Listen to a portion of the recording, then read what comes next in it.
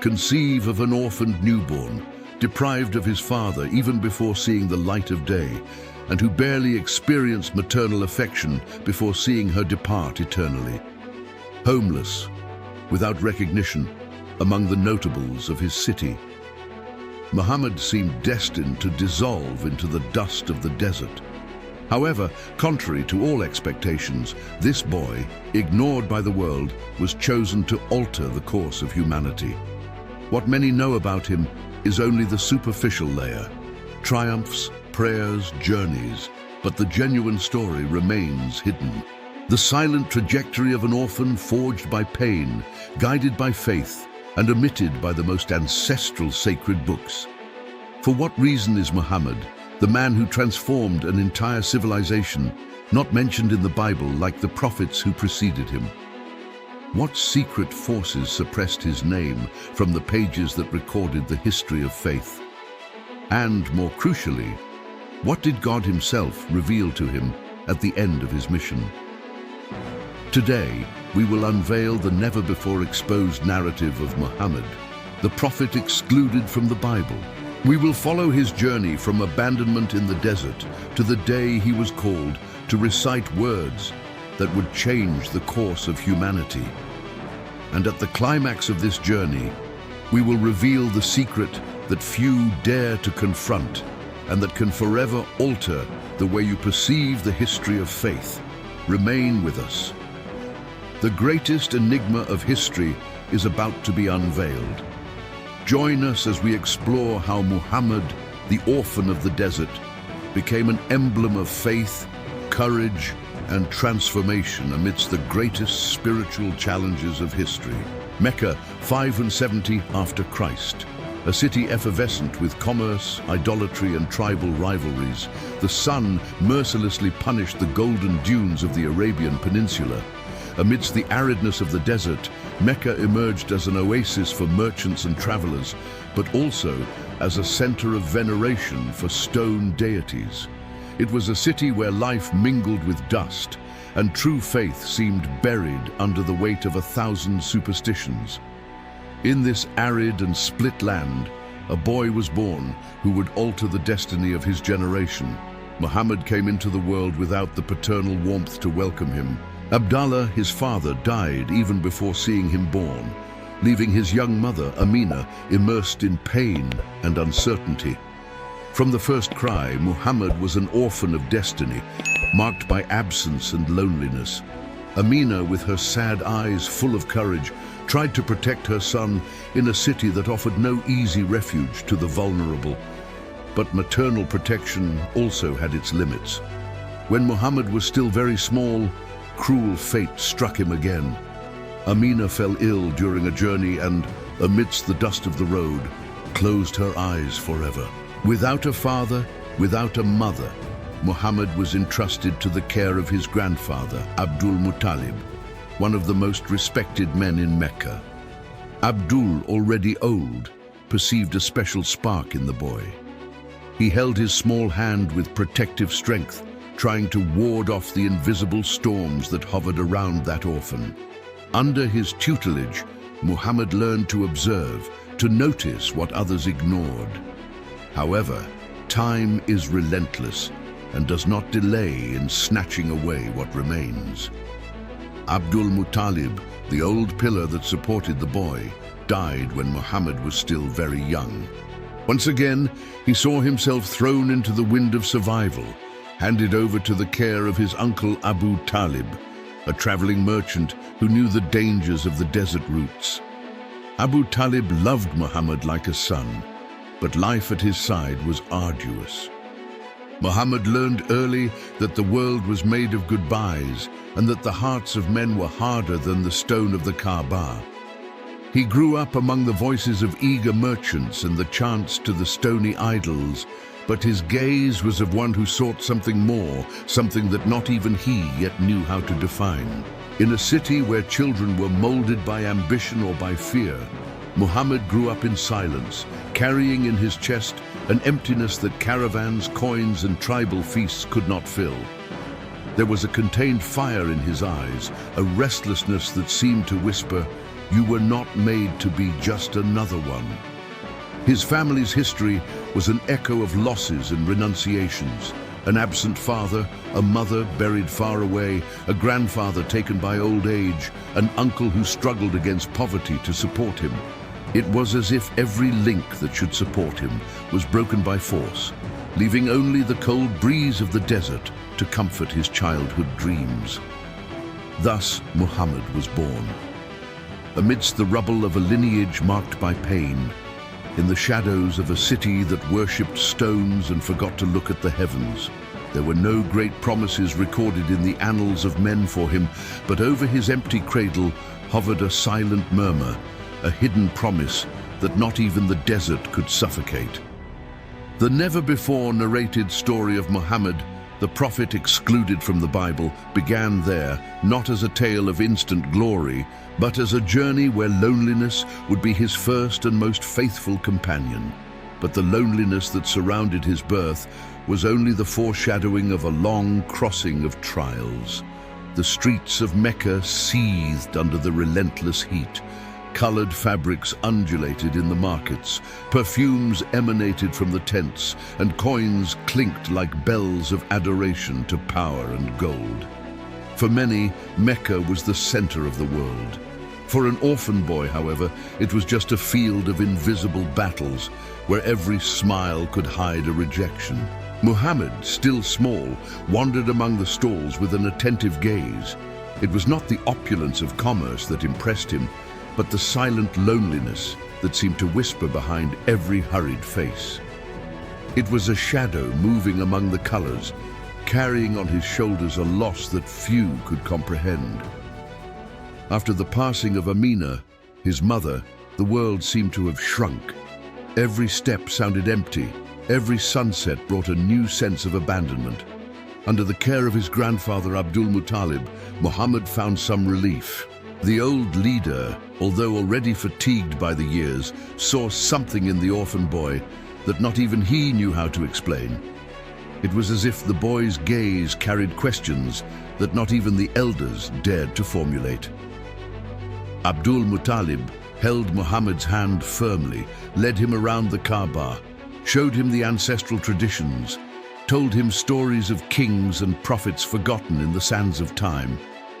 But even in the moments of greatest tenderness, Muhammad felt that something was missing, as if the warmth he sought could not be found under the shadow of golden walls. The grandfather, aware of the fragility of his own body, tried to transmit to the boy the last vestiges of an almost lost wisdom. At night, under the starry cloak of the desert, he spoke to him about the responsibility of answering the call of the soul, about the need to keep the heart firm, even when all the winds blew against him. "There is something greater than us, Muhammad," Abdul murmured with a hoarse voice. "Something that neither the sand can erase, nor time can bury." These words were engraved like fire in the boy's memory. But the desert is merciless to the fragile. When Muhammad hardly understood the world, he once again lost the one who gave him shelter. Abdul Muttalib was taken by death, like the last ray of light that goes out in the storm. Muhammad watched the burial with dry eyes, not out of insensitivity, but because pain was already an old acquaintance, exhausted even from weeping. Now it was the turn of Abu Talib, his uncle, to welcome him, a man of resolute spirit, but of modest resources, who lived crossing the desert to trade spices, skins, and perfumes. Abu Talib had no riches to offer, but he gave Muhammad something even rarer: dignity. Under his care, the boy was not treated as a burden, but as part of the family. The journeys through the desert became part of young Muhammad's life. The sand whipped his feet, the sun burned his skin, but his eyes remained attentive, observing the harshness of the merchants, the falsehood of men, the futility of those who pursued fleeting brilliance. And between every transaction, every nightly silence, something grew inside him, a deep thirst not for riches, but for a greater meaning. Many nights Muhammad lay under the open sky, staring at the stars.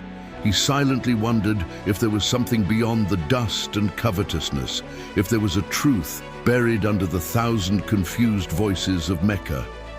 He felt that his life would not be like that of others. There was a restlessness that called him, although still distant, like the echo of thunder far beyond the horizon. Muhammad's childhood was not woven with games or easy caresses. It was molded by loss, by rejection, by the need to survive among those who offered little or nothing to the weak.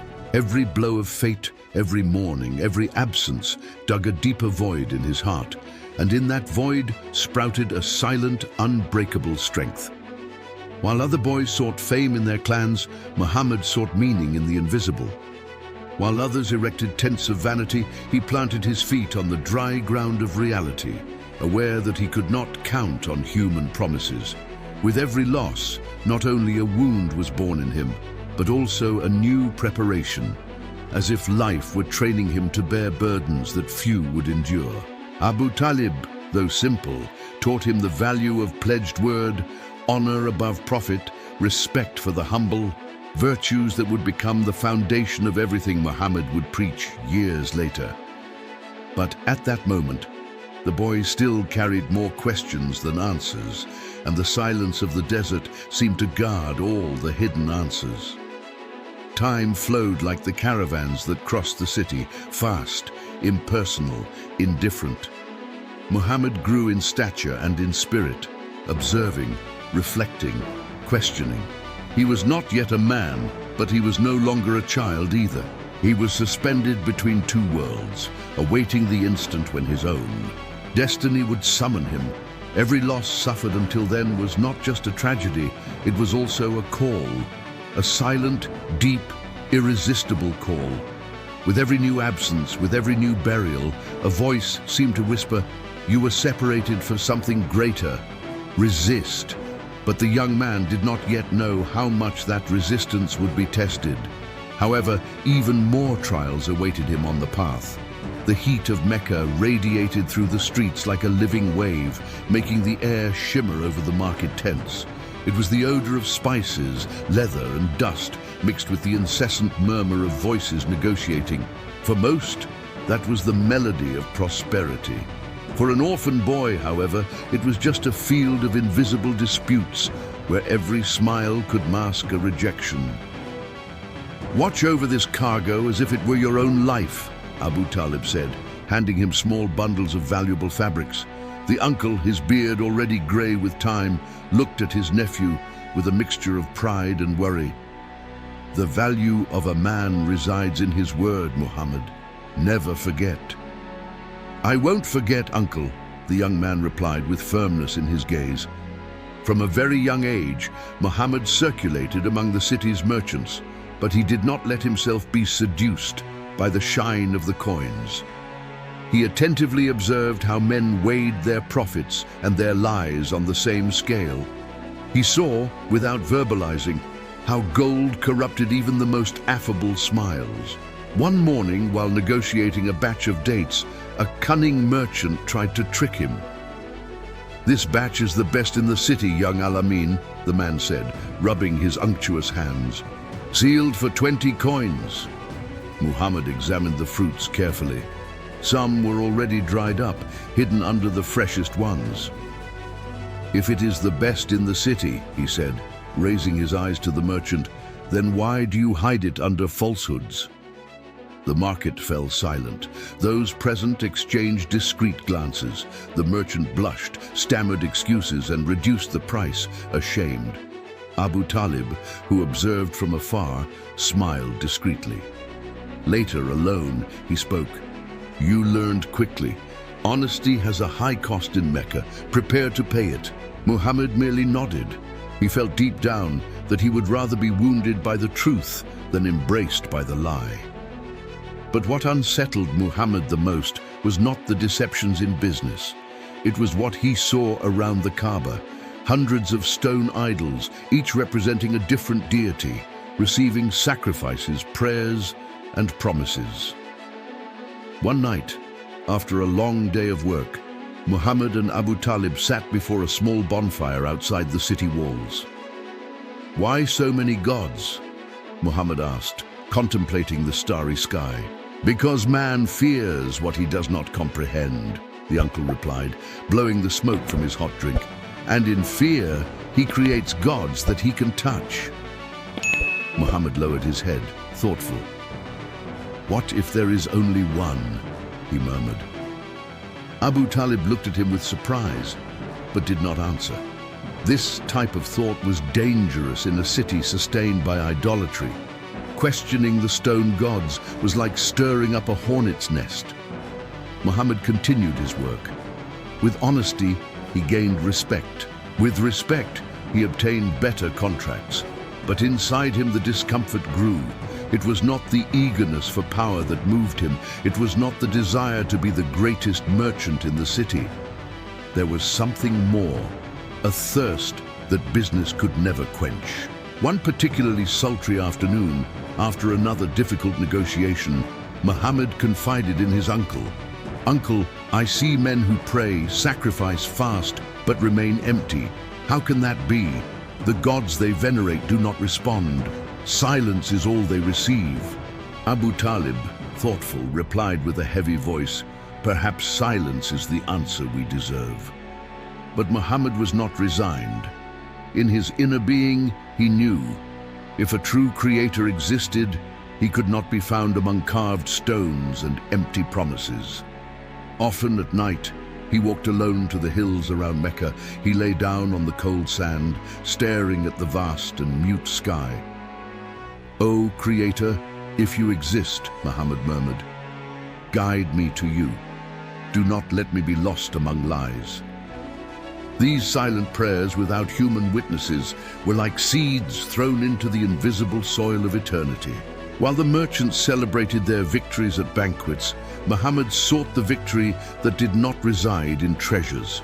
While the tribes erected statues and altars, Muhammad, alone, built a secret altar within himself, an altar of questions and hope. Abu Talib, noticing the growing seriousness on his nephew's face, felt an uneasiness in his chest. One silent night, he pulled the young man close and said, "You were not made to be like the others, Muhammad. I see it. But be careful. Sometimes those who carry a different flame are the first to be stoned." Muhammad looked at the fire and replied, "Then let me burn with that flame, uncle. Better to be consumed by the truth than to live chained to the lie." Abu Talib merely lowered his head, speechless. He knew that his nephew was being called to something that surpassed his comprehension, something that he could not protect. The desert, silent and infinite, seemed to listen to those secret conversations and, in response, guarded its deepest secrets. But it would be in the most silent nights that Muhammad's destiny would begin to unfold. Before proceeding, we request your collaboration. Subscribe to the channel and leave your like on this video to bless us and help us continue spreading these hidden stories of faith. Now, we continue with the life of Muhammad, the prophet that the world almost forgot. Mecca shone under the inclement sun, its markets pulsing with voices, gold and spices. The colored tents unfolded like oceans of silk, and the aroma of incense and sweat hung in the air. Amidst this multitude, Muhammad walked in silence, carrying in his hands the righteousness that few could maintain in a world moved by covetousness. "I have heard that you are distinct," said a firm voice intercepting his path. Before him stood Khadijah, a respected, wealthy woman of keen spirit. Her experienced eyes scrutinized Muhammad, looking for something beyond a dealer. They sought character. "Do you grant me the honor of serving your caravan?" Muhammad replied, bowing his head in respect. "I do not seek only those who transport merchandise," she replied with a slight smile. "I seek those who transport trust." Thus began the relationship between Muhammad and Khadijah. He, young and righteous, she, mature and wise. Business flourished under Muhammad's administration, but something even more valuable grew between them: respect and admiration. After months of working together, Khadijah, defying social conventions, proposed marriage to him. "I have not found among the men of Mecca a soul as clear as yours, Muhammad," she said one night under the silvery glow of the moon. "And I do not seek fortune, Khadija," he replied with a sincere voice. "I seek a home where the heart can rest." They married, and the union brought Muhammad stability, comfort, and affection like he had never known. For the first time, the orphan found a genuine home.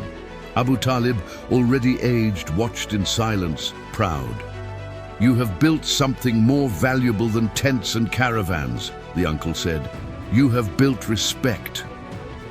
Muhammad smiled in response, but internally the restlessness began to grow like a flame that could not be smothered by comfort.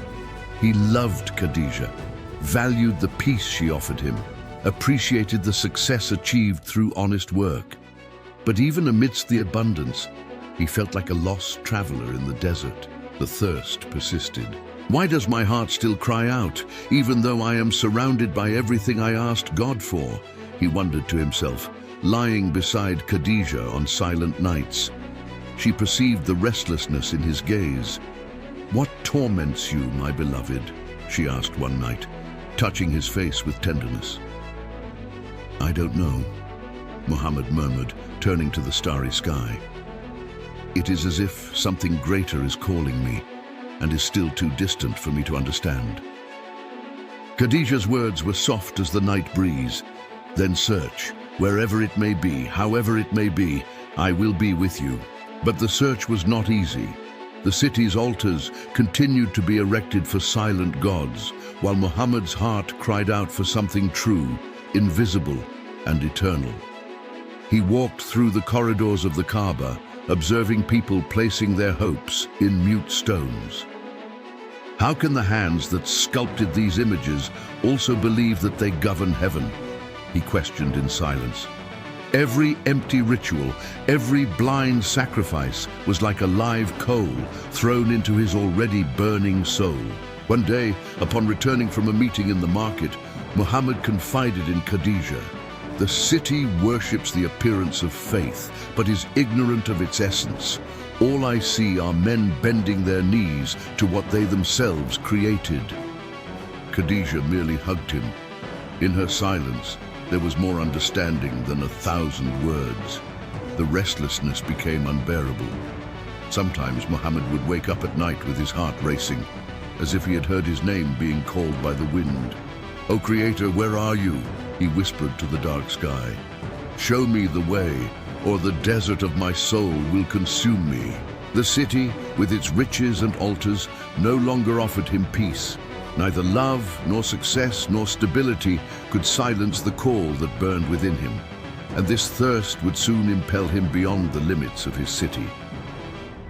The streets of Mecca slept under the nightly gloom, but Muhammad was awake.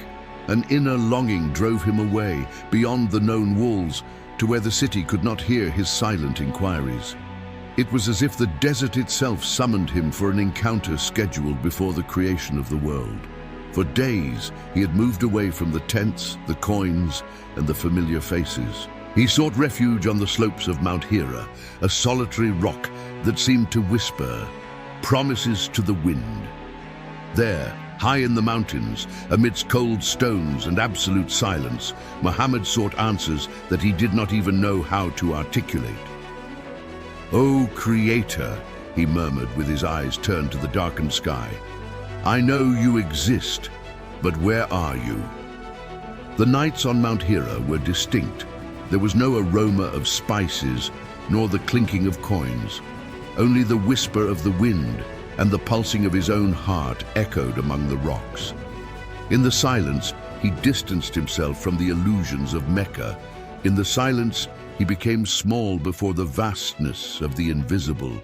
Khadija, understanding, did not stop him. When Muhammad left in search of solitude, she merely said, "Go, my beloved, find what your spirit seeks.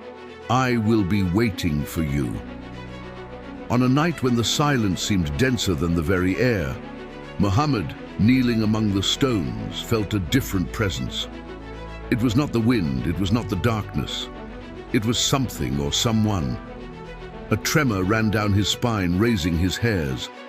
Suddenly, a voice split the night like an invisible blade. "Recite." Muhammad's eyes widened, startled.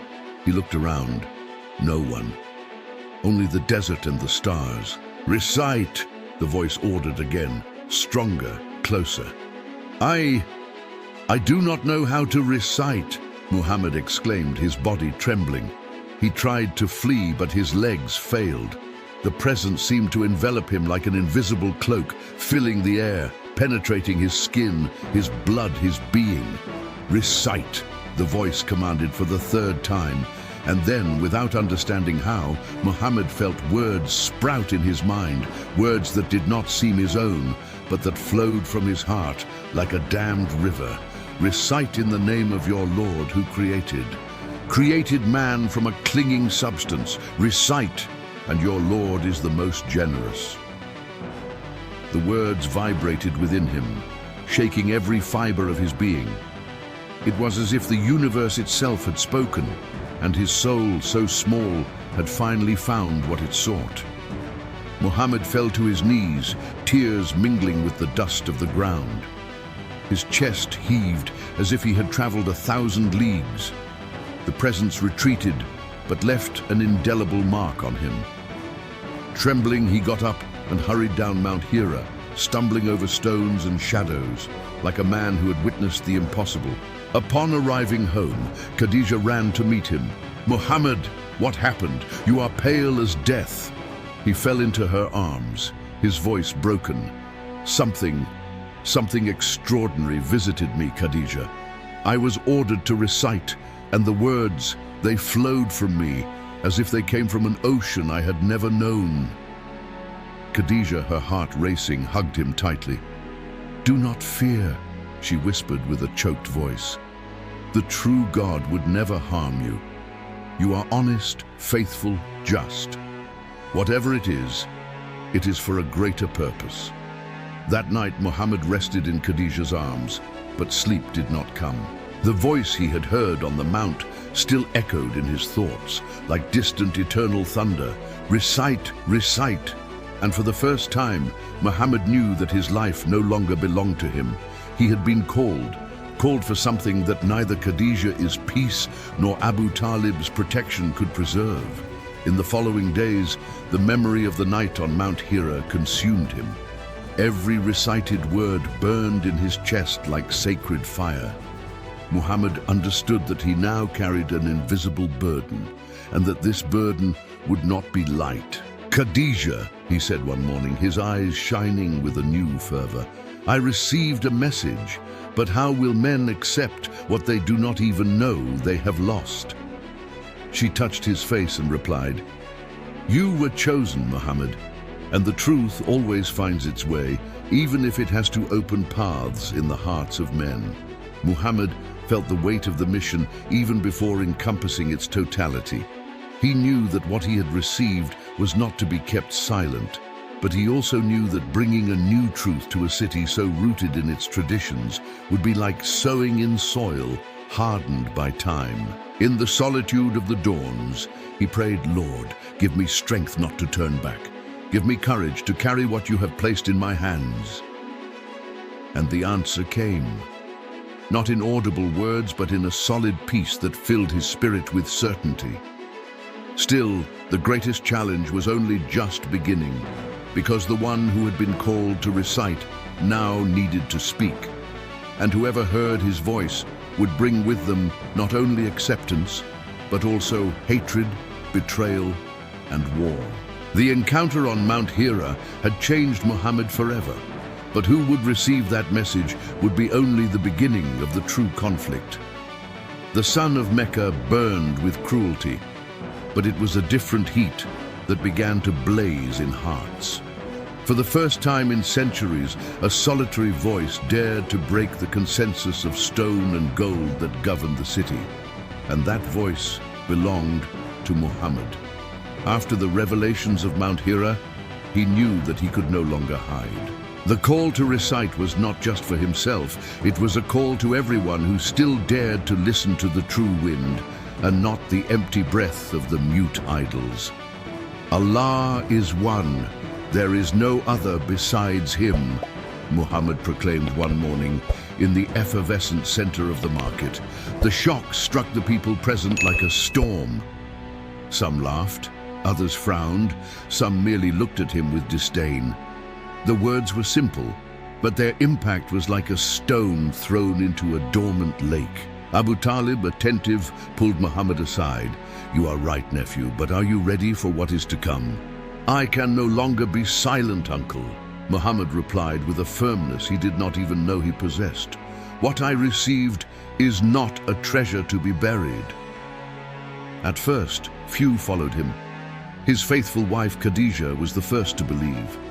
Then his young cousin Ali and his loyal friend Abu Bakr formed the first circle of faith, small as a hesitant flame amidst a whirlwind. However, Mecca was not a city of innocence. It was accustomed to protecting its gods and interests as if they were the same thing. Soon, rumors spread like fire on dry grass. "Muhammad has gone mad," some shouted on the corners. "He wants to destroy our gods," others accused in the corridors of the Kaaba. The leaders of the tribes, guardians of the ancient order, met secretly. The tone of the conversations was serious. "If we allow him to continue, we will lose control over the pilgrimages," said one of the elders. "The caravans will avoid Mecca," warned another. "What if he is simply ignored?" suggested a third. "Ignoring the fire does not prevent it from burning the house," retorted an older one. It was then that they decided to act. The next day, while Muhammad spoke to a small crowd at the entrance of one of the city gates, the first open resistance arose. "Shut up, Muhammad," shouted one of the tribal leaders. "Do not insult the gods of our fathers." "I do not insult," Muhammad replied, standing without fear. "I reveal them as what they are, deaf, mute stones, incapable of benefiting or harming." The crowd murmured in shock. Some men advanced toward him, but Abu Talib intervened, interposing himself between Muhammad and the aggressors. "If you want to hurt him," he said in a grave voice, "you will have to pass through me first."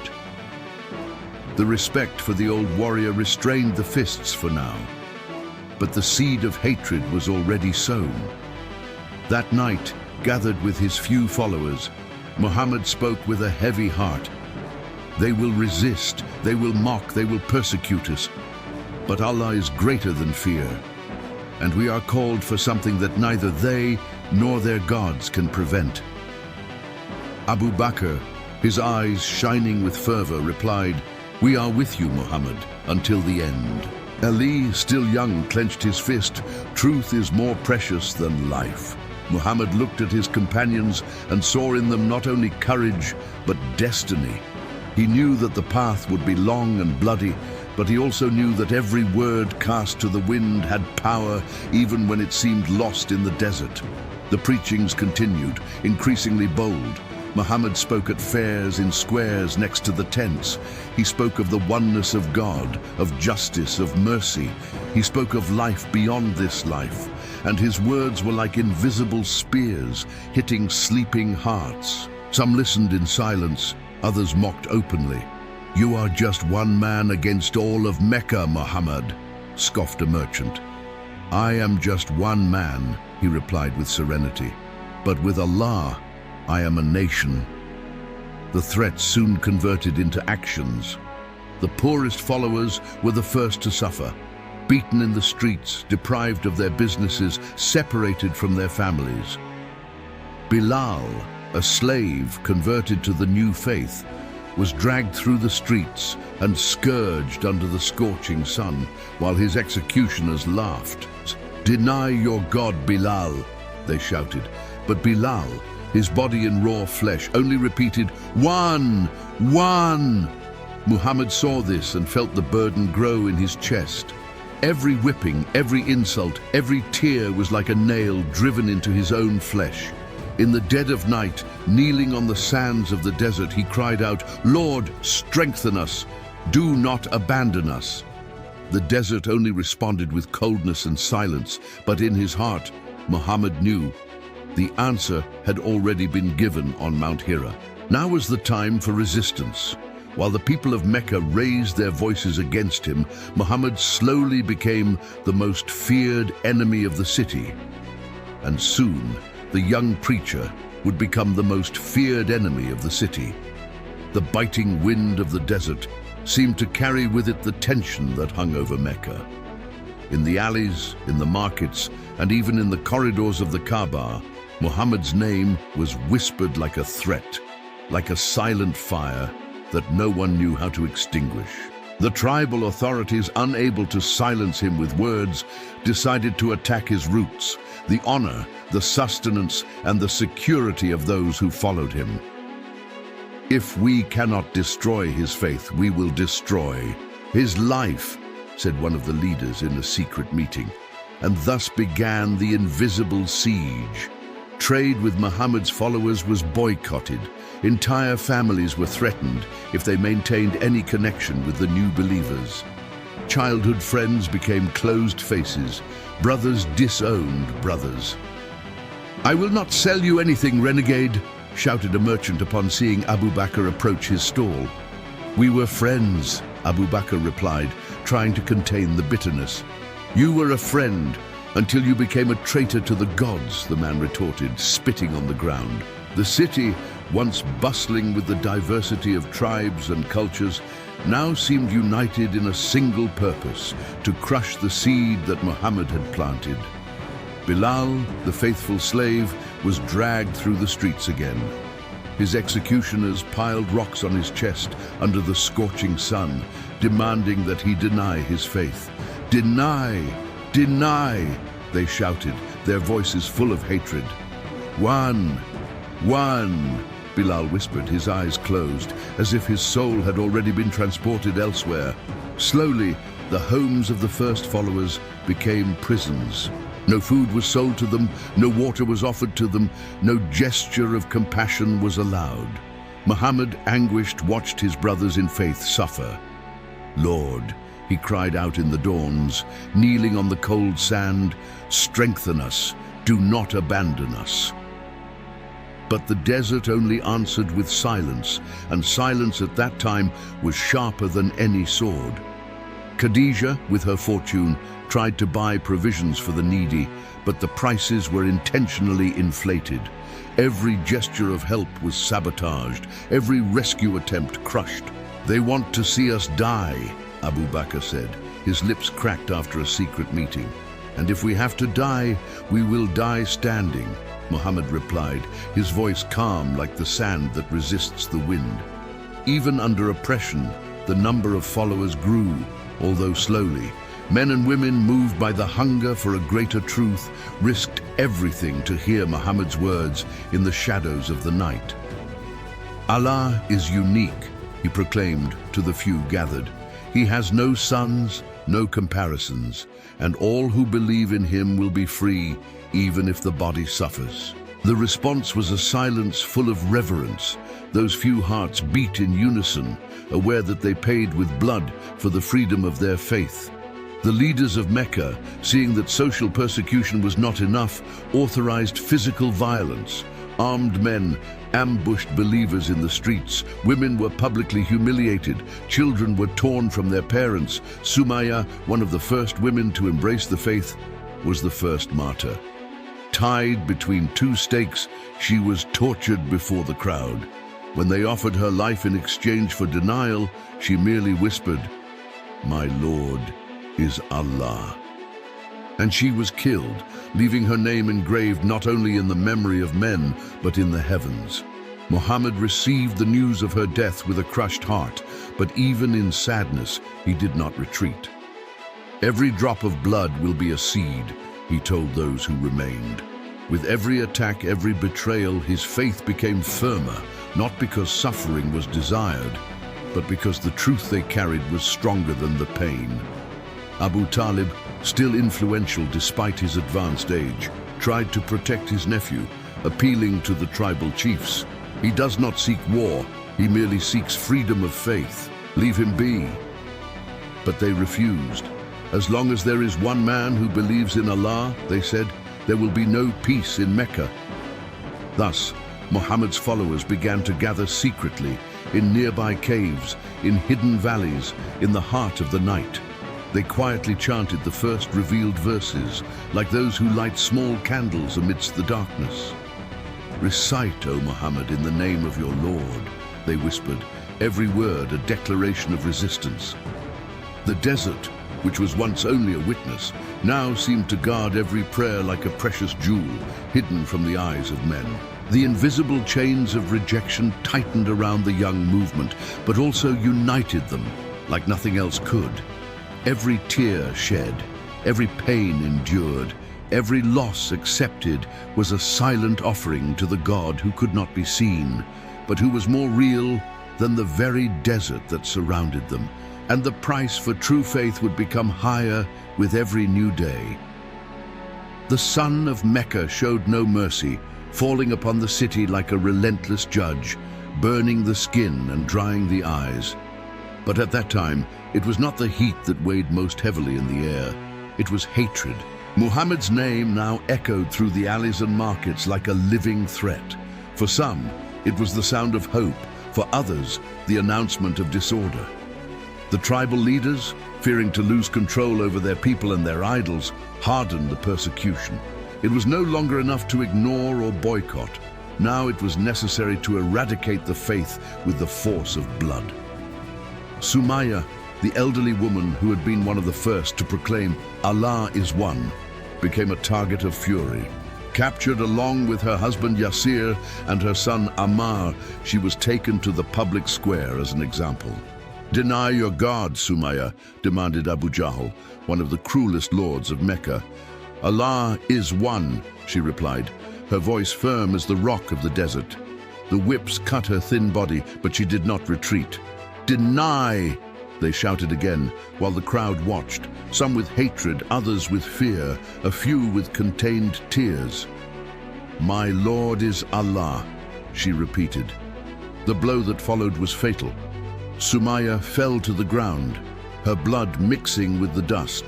She became the first martyr of Islam, the first flower to bloom in the dry soil of persecution. Muhammad received the news with a crushed heart, but even in sadness, he did not retreat. "Sumayya won," he told those who remained, his eyes welling up. She departed to be with the Lord before they could rob her of her faith. Yasir, her old companion, was not long in following the same path. Tortured to death, his last breath was also a murmur of worship. Allah is one. Pain swept through the small community like a whirlwind, but it also strengthened it.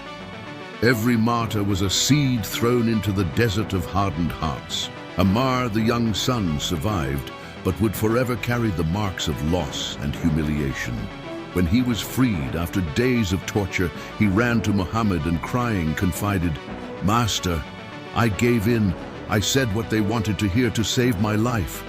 Muhammad welcomed him into his arms and said, "What matters is what you keep in your heart, Ammar.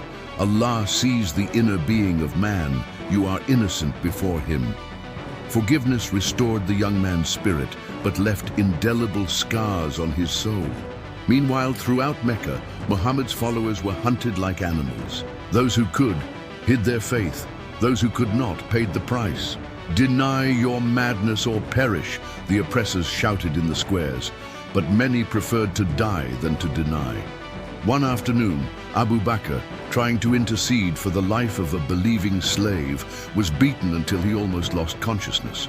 Carried home, covered in wounds, he smiled through the pain. It was worth it, every blow, for the love of the unique one.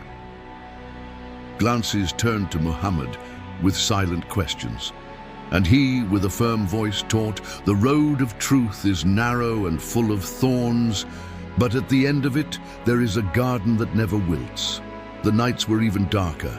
Under the dark veil, Muhammad and his few followers recited the first revealed verses with voices choked with emotion.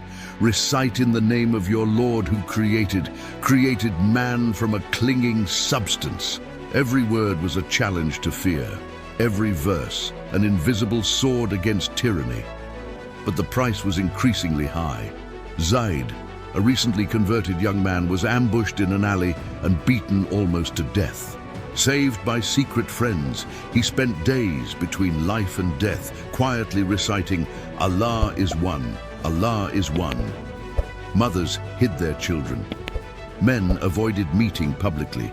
The city, once full of life, was now a minefield of hatred and fear. In secret, Muhammad gathered his closest followers. "The day will come when Allah will grant us victory," he said. "But before that, we need to cross the valley of pain." No one protested. Every face there knew what that silent oath meant.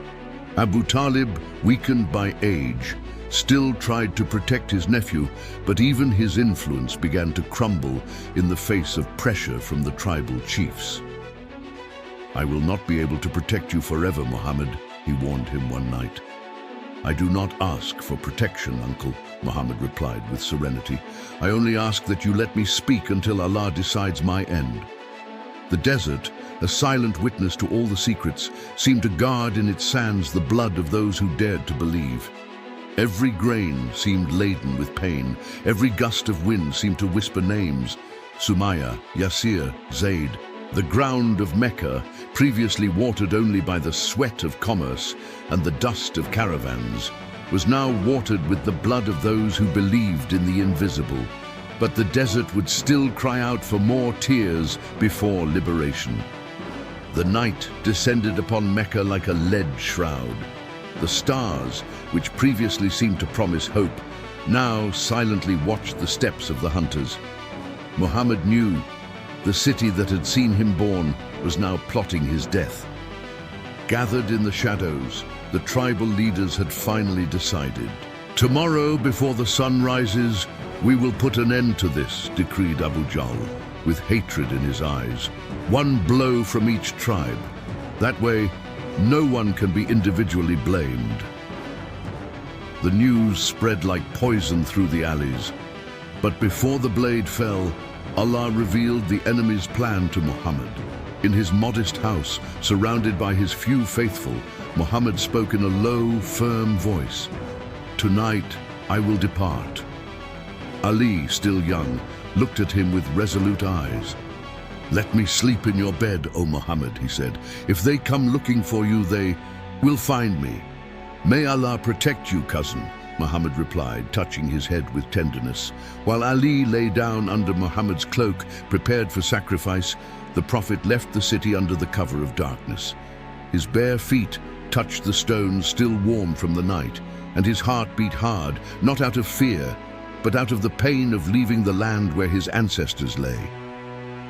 By his side, Abu Bakr walked in silence, his countenance grave.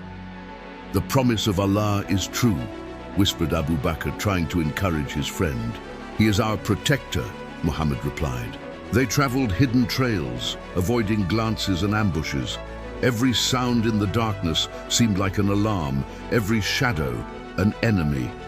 At a certain point, Abu Bakr pulled Muhammad into a small cave called Thawr.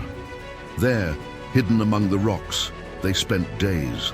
The desert outside was teeming with searchers. Armed men patrolled the valleys, offering rewards for Muhammad. 100 camels to whoever brings his head.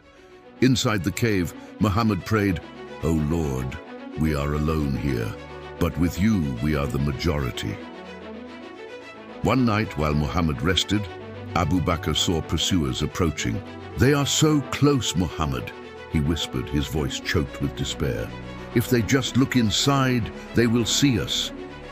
"Do not fear, Abu Bakr," Muhammad replied calmly. "What do you think of two whose company is Allah?" The Creator sent signs in favor of the fugitives. A spider wove its web at the entrance of the cave, and a pigeon built its nest there.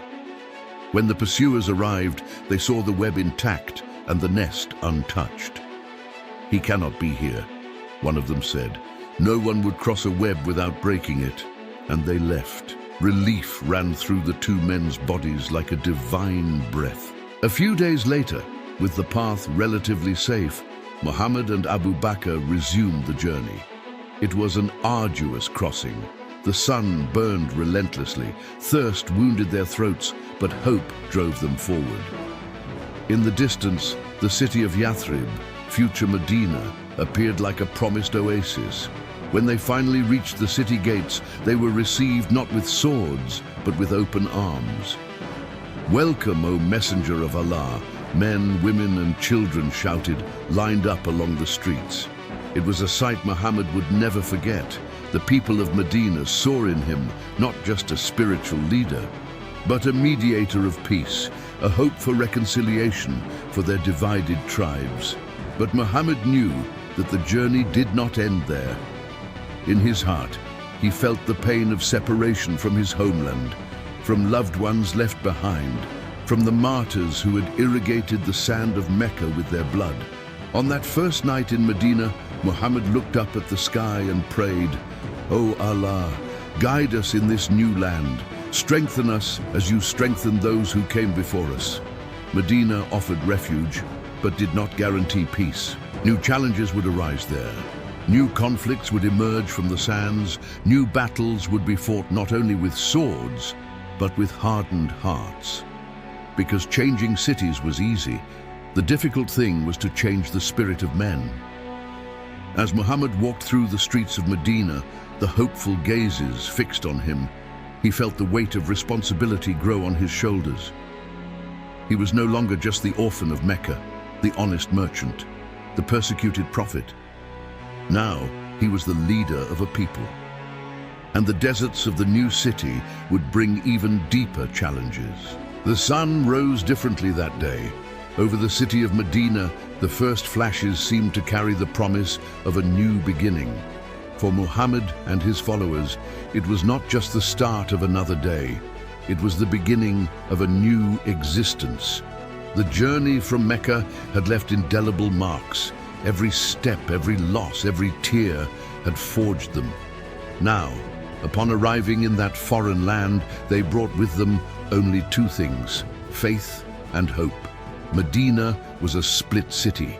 Rival tribes for generations disputed power and prestige. The tension was palpable in the air, like a storm about to break. But with Muhammad's arrival, the possibility of healing also arose. Early in the first few days, local leaders approached. Their gazes were suspicious, but their words contained a spark of hope. "We have come to hear you, O Muhammad," said Sa'd ibn Mu'adh, one of the respected chiefs. "They say you bring a word of peace." "The peace I bring," Muhammad replied with a serene voice, "is that which begins within man and spreads over his brothers." Meetings were organized. Men from the Aws and Khazraj tribes, old enemies, sat side by side for the first time in decades. The heat of distrust was intense, but the thirst for change was stronger. There, under the shade of the date palms, the Pact of Medina was born, an agreement that sealed not only the coexistence between Muslims and local tribes, but also a new vision of society, a community where justice, mercy, and faith would be the pillars. "We will all protect each other as brothers," Muhammad proclaimed. "There will be no oppression among us. The strong will protect the weak. The rich will support the poor, and every life will have the same value before Allah." The words echoed like thunder of hope. Never before had that land heard such a clear call to equity. It was established that everyone, Muslims, Jews, pagans, converts or not, would live under the same laws of protection and mutual respect as long as there was loyalty to the new community. "Whoever betrays us betrays himself," Muhammad warned. "And whoever protects will be protected by the Most High." The followers, still wounded by the persecution of Mecca, found in Medina a soil where faith could finally flourish. For the first time in years, they could pray aloud without fear. They could gather in the light of day without the threat of chains. The small community grew with every dawn. Poor people, freed slaves, honorable warriors, all gathered to hear Muhammad teach the precepts he received, to learn about Allah, about mercy, about eternal life. "You are not superior by your faces or your tribes," he would say, gathered with a group of men and women. "You are superior only by your righteousness before God." Muhammad's words molded hearts like the wind molds the desert dunes. Slowly, the city gained a new soul. Abu Bakr, watching the children playing freely in the streets, commented, "It is like planting a garden in the desert, O Muhammad." "This garden, Abu Bakr," the Prophet replied with a smile, "will grow until it covers the entire earth." But not everything was tranquil. Within the walls of Medina, there were those who pretended to accept the new order, but plotted in the shadows. Abdullah ibn Ubay, one of the local chiefs who had lost influence with Muhammad's arrival, was corroding with envy. His wounded pride did not allow him to fully support the new leader. "He took what was ours," he murmured under his breath. "A foreigner from Mecca now commands what should be mine."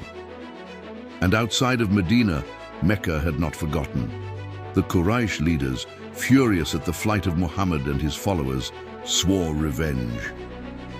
"He builds a new home," Abu Jahl said with a venomous voice, "but we will build a tomb for him." They sent spies, fueled rumors, conspired with neighboring tribes. War was no longer a distant threat. It was a shadow growing every day, silent, menacing. Meanwhile, Muhammad prepared his followers, not for a war of conquest, but for a war for the survival of the faith. "Allah gave us this soil," he said in a meeting, "but guarding it will require courage and patience." They raised their hands to heaven. "We are yours, O Allah. Make us instruments of your will." Medina, the new home, vibrated with hope, but also trembled under the weight of invisible dangers. And in the silence of the night, Muhammad prayed, "Lord, strengthen our hearts for what is to come." For the spiritual war was far from over. The desert seemed to hold its breath, as if it knew that blood would soon stain its sands. The tension between Mecca and Medina had escalated into open conflict, and Muhammad's name was now not only murmured with hatred, it was brandished as a banner of hope and terror. The caravans of Mecca were crucial for its economy. Muhammad, compelled by the need to protect his new community, decided to intercept them, undermining the strength of his enemies. "They expelled us from our land," Muhammad told his followers, "and now they want to destroy us. Let us defend ourselves with faith and courage." It was not a call to plunder, but a fight for the survival of the faith. When the news of a rich caravan approaching arrived, Muhammad prepared a small army, only 300 men, many unarmed. Abu Bakr expressed concern the day before. "We are few, O Messenger of Allah." "But Allah is with us," Muhammad replied, his eyes shining. On the other side, in Mecca, the reaction was furious. They gathered 1,000 well-armed warriors, mounted, ready to crush the rebels. The encounter took place in Badr, a sandy valley. Upon seeing the enemy's superiority, some of Muhammad's men wavered. Muhammad, raising his hands, prayed with fervor, "O Lord, if this small group is destroyed, there will be no one left to worship you on earth." And the battle began. The clash was brutal, sand and blood mixed, but something extraordinary happened. Despite the numerical inferiority, the believers fought with supernatural strength. "Allahu Akbar," they cried out as they advanced. At the end of the day, against all odds, the victory belonged to the Muslims. Several Meccan leaders fell. The triumph at Badr was a new dawn for Medina. They were no longer just refugees, they were a force to be reckoned with. But the joy was brief. Humiliated, the Meccan leaders swore revenge. A year later, they gathered an even larger army. The new clash occurred at Mount Uhud. Before the battle, Muhammad instructed, "Fight but obey. Do not abandon your posts, win or lose." The battle started, favorably for the Muslims. The Meccan forces retreated, but the temptation was great. A group of archers disobeyed, abandoning their position to loot. It was a fatal mistake. The Meccan forces, led by Khalid ibn al-Walid, took advantage of the breach. attacked from the rear, transforming the near victory into a bloody disaster. Muhammad was wounded, his teeth broken, his face cut. The rumor of his death spread, generating panic. But Muhammad, bloody, stood up and shouted, "I am alive! Come to me!" His voice rallied the followers. They formed a circle and resisted. The cost was terrible. Many of the best men lay dead. At night, as they buried their dead, Muhammad prayed, "Lord, forgive our faults, strengthen us, and do not let defeat turn us away from you." The Battle of Uhud was a painful lesson. Faith is not only victory, but walking among thorns. Obedience is vital. And Muhammad understood that the road to true victory would be longer and bloodier. The greatest battle had not yet begun. The wind blew strongly over Medina, but it was not the wind that hurt the most. It was the invisible poison of betrayal. After Badr and Uhud, internal tension increased. Tribes that had promised loyalty wavered. False smiles, evasive glances, secret meetings denounced the conspiracy. "Should we trust them?" asked Abu Bakr. "Trust is like a clay pot," Muhammad replied. "Once broken, it will never be the same." Among the traitors was Abdullah ibn Ubay, a chief who had never accepted Muhammad's leadership. Feigning fidelity, he plotted secret alliances. "Muhammad only brought us war," he whispered. More serious news arrived. Some Jewish tribes in Medina were negotiating with Mecca. "If it is true," said Omar, "we will have to act." "Justice belongs to Allah," Muhammad replied, "but the protection of the community is ours." The betrayal became evident in a dark episode. A group of Muslims, invited to teach the faith, fell into an ambush. Zaid, one of them, was captured. Before being executed, they offered him his life to deny the faith. "I would rather die," he declared, and died, upholding the truth. The news crushed Muhammad. He gathered his followers in prayer. "We are surrounded by visible and invisible enemies," he said. "Each one is called to be a guardian of the faith." The pain of betrayal tore at the soul. Muhammad acted with wisdom. He visited the suspicious tribes, giving them the chance to reaffirm their pacts or declare themselves enemies. Some repented. Others revealed their hostility. A painful moment was the betrayal of the Banu Qurayza tribe. At the height of the war, they broke the pact and conspired to hand Medina over to Mecca. "They tore up the scroll they wrote," lamented Sa'd ibn Mu'adh. Muhammad led the response. After the surrender, Sa'd ibn Mu'adh was chosen as the arbitrator. The decision was harsh, commensurate with the betrayal. These events divided Medina. The faithful cried and prayed. Others secretly wished for the fall of the new order. Muhammad walked, the weight of leadership etched on his face. He prayed silently, "Lord, guide us, for the poison of betrayal is more deadly than the blade." His closest associates noticed. "You are quieter," Ali commented. "When the wind brings sand," the Prophet replied, "you have to close your eyes and follow by memory." The poison corroded hope, but Muhammad needed to keep the flame of faith alive. His courage would be tested as never before. The sands of the desert were agitated. The wind brought omens of change. After years of persecution and battles, Muhammad knew the time to return to Mecca was approaching, not out of hatred or revenge, but for something greater, compassion. "The city that expelled us will see the face of Allah's mercy," Muhammad said. "What if they resist?" Abu Bakr asked. "Then we will fight," Muhammad replied. "But if they surrender, we will show that Allah is more generous than the sword." The plan was meticulous. No civilian would be touched, no temple profaned. "Today is not a day for vanity, it is a day for humility," he instructed. An army of 10,000 men was gathered. Former slaves, persecuted people, now side by side with noble warriors. The journey to Mecca was made in reverent silence, every step laden with memory. As they approached, Muhammad ordered, "Light fires." Let them see that we are many, but let them feel that we do not come as conquerors." The lights flickered. Mecca trembled. Inside the walls, panic spread. The leaders feared revenge. That night, Abu Sufyan, an old enemy, was captured spying. Brought to Muhammad, he surrendered. "I testify that there is no God but Allah."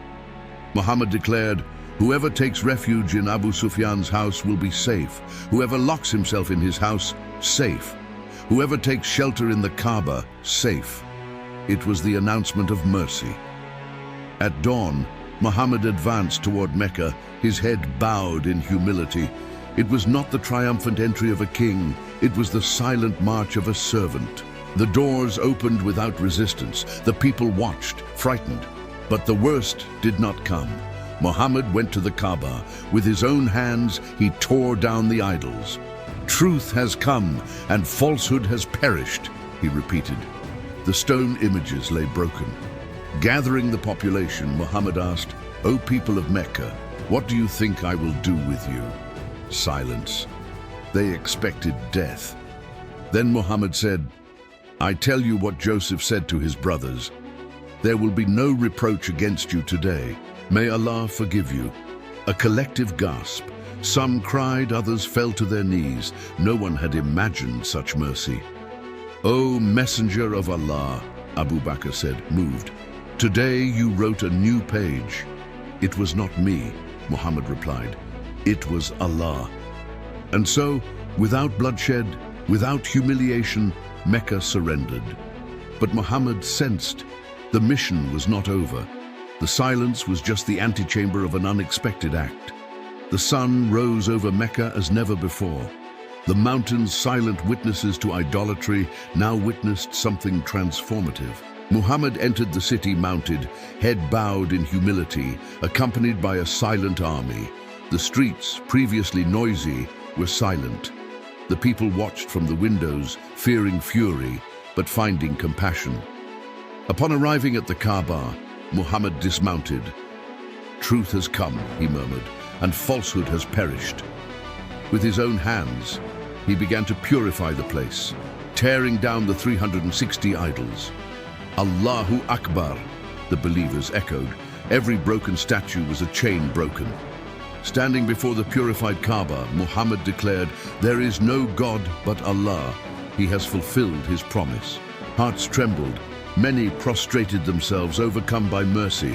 "O people of Mecca," he announced, "Allah commanded worship only to him."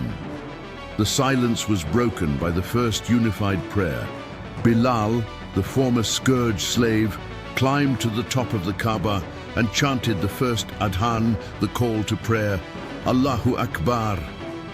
The words cut through the air, piercing generations of darkness. Many cried. The era of mute stones was over.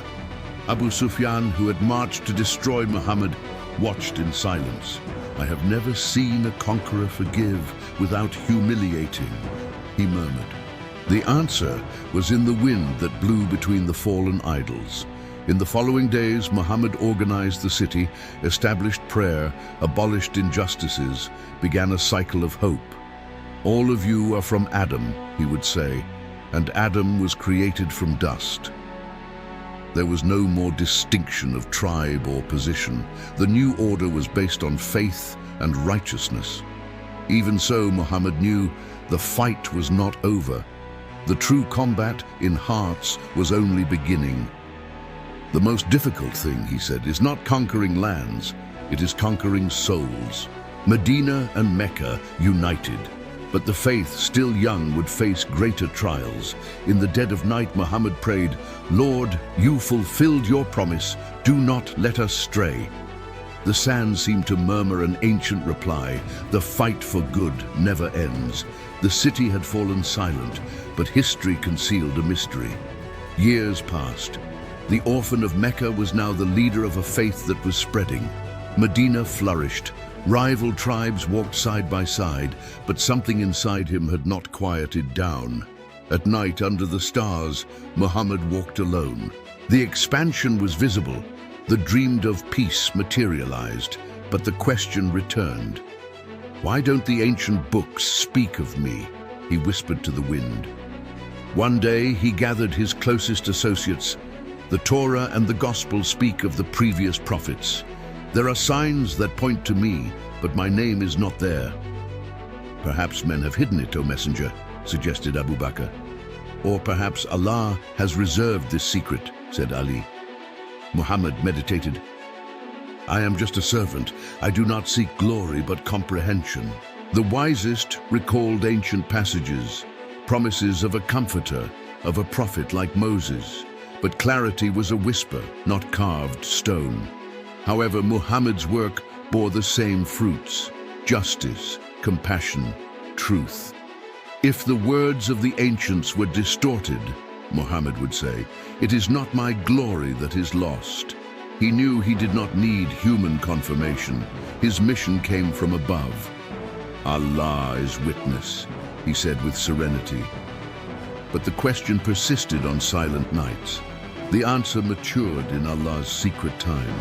In his last years, he felt his departure approaching. During his final pilgrimage to Mecca, he delivered a final sermon. O people, I leave you two legacies, the Book of Allah and my example. Follow them, and you will never stray. Citing the revelation of that day, he said, Today I have perfected your religion for you, and have chosen Islam for you as a religion. It was the confirmation that the history begun with Adam was sealed with him. However, the explicit absence of his name in the previous books remained a shadow. It was not us who forgot him, murmured Bilal. It was they who closed their eyes. In his last days, weakened, Muhammad warned, Do not exalt me as the Christians exalted the Son of Mary. I am just a servant. Ali, by his side, whispered, You have completed your mission, O Muhammad. The prophet smiled faintly. His mission was complete. He knew that the absence of his name was not a flaw, but part of a greater mystery, a veil so that sincere hearts would seek him through living faith, not through dead letters. The truth lives. The faith that Muhammad planted would grow. His name would be pronounced billions of times, his example followed by generations. But the whispered question echoed, Why did the Bible not call me by name? And the answer was about to be unveiled. The truth would change everything. The desert wind had carried the echoes of battles and prayers. Muhammad's earthly mission was concluded. His name echoed among the peoples. But the question lingered, why did the preceding sacred book, the Bible, never recognize him as a prophet? The answer was not lost. It was written centuries before in the scriptures themselves. In the epistle to the Galatians, the Apostle Paul had left a solemn warning. But even if we or an angel from heaven preach any other gospel to you than what we have preached to you, let him be accursed. Galatians 1:8. And he reinforced, as we have said before, so now I say again, if anyone preaches any other gospel to you than what you have received, let him be accursed. Galatians 1:9. These words were an insurmountable wall around the revelation of Christ, a warning. After him, no new message, no new gospel could be accepted as divine truth. Sincerity, leadership, or good works were not enough. God's faithfulness was sealed in his word, and any other path would be considered a deviation, even if accompanied by courage and compassion. The Apostle John also warned, Beloved, do not believe every spirit, but test the spirits, whether they are of God. Because many false prophets have gone out into the world. 1 John 4:1. And he completed, defining the criterion. By this you know the Spirit of God. Every spirit that confesses that Jesus Christ has come in the flesh is of God, and every spirit that does not confess that Jesus Christ has come in the flesh is not of God. And this is the spirit of the Antichrist. 1 John 4:2-3. Thus the absence of Muhammad's name in the scriptures was not an omission or forgetfulness. It was a deliberate silence, an anticipated warning, a sign of God's eternal faithfulness to his single and definitive revelation, the gospel of Christ. Moses, Elijah, Isaiah, John the Baptist all pointed to the coming of a single Savior, Jesus Christ. None spoke of another mediator or messenger after the cross. Muhammad, despite his leadership and sincere desire, could not be recognized by the scriptures as a true prophet of God, because God had sealed the history of redemption in the person of his Son. And no one could alter this plan. In the silence of the Bible, there was a resounding answer. The revelation was complete. At the end of his life, Muhammad saw a people bowing to the call he proclaimed. But the Bible, a lamp to the feet and a light to the path, Psalm 119:105, never altered its testimony. God's faithfulness does not waver. His word does not contradict itself. Thus, even recognizing Muhammad's human greatness, the Bible remains faithful to its warning. There will be no other gospel, other mediator, other path besides Christ. This is the truth that echoes above the sands of time. The Bible's silence about Muhammad was not an accident. It was a testimony to God's eternal faithfulness to his immutable word. If you like this story, on your screen now will appear 2 other videos of biblical stories and extraordinary characters. Click to watch them and delve even deeper into these trajectories of faith and overcoming. And of course, don't forget to subscribe to the channel and leave your like. May God be with you.